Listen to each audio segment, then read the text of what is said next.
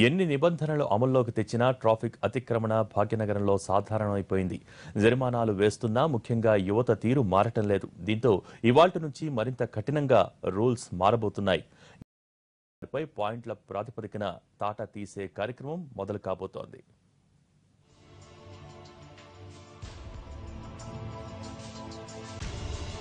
హైదరాబాద్ రోడ్లపై ఇష్టారీతిన వాహనాలు నడుపుతున్న వాళ్లంతా పారా హుషార్ కావాల్సిందే. ట్రాఫిక్ రూల్స్ ను ఖచ్చితంగా పాటించాలని, లేదంటే పాయింట్ల కొరడా అని ట్రాఫిక్ పోలీసులు హెచ్చరిస్తున్నారు. 2 ఏళ్లలో 12 పాయింట్లు తెచ్చుకుంటే ఇక లైసెన్స్ గోవిందా అన్న రేంజ్ లో రూల్స్ స్ట్రిక్ట్ అవుతున్నాయి. రూల్స్ అతిక్రమిస్తే ఎన్ని పాయింట్లు పడతాయో కూడా ట్రాఫిక్ విభాగం టేబుల్ తయారు చేసింది.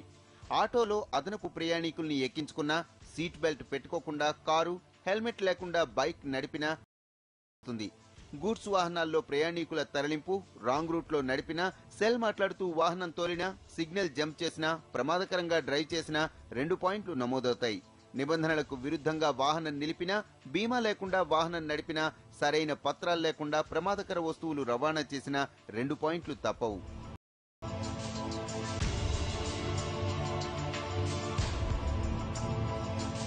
ఐపీసీ 279, 336, 337, 338 సెక్షన్లు ఉల్లంఘించినా, నిర్దేశిత వేగాన్ని మించుతూ 40 కిలోమీటర్లపై స్పీడ్తో వెళ్లినా, బైక్ రేసింగ్, మద్యం తాగి బైక్ నడిపినా 3 పాయింట్లు వస్తాయి.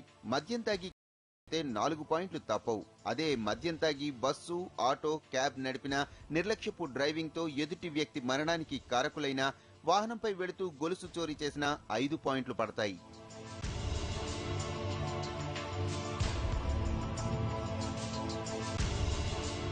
లెర్నింగ్ లైసెన్స్ మీద డ్రైవ్ చేసే వాళ్లకు 12 పాయింట్ల దాకా ఛాన్స్ ఉండదు.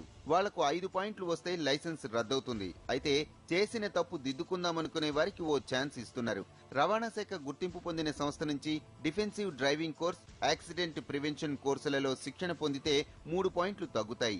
2 ఏళ్లలో 2 సార్లే ఇలా పాయింట్లు తగ్గించే అవకాశం ఉంటుంది. కాబట్టి వాహనదారులు జాగ్రత్తగా డ్రైవ్ చేయాలని హెచ్చరిస్తోంది హైదరాబాద్ ట్రాఫిక్ పోలీస్ విభాగం.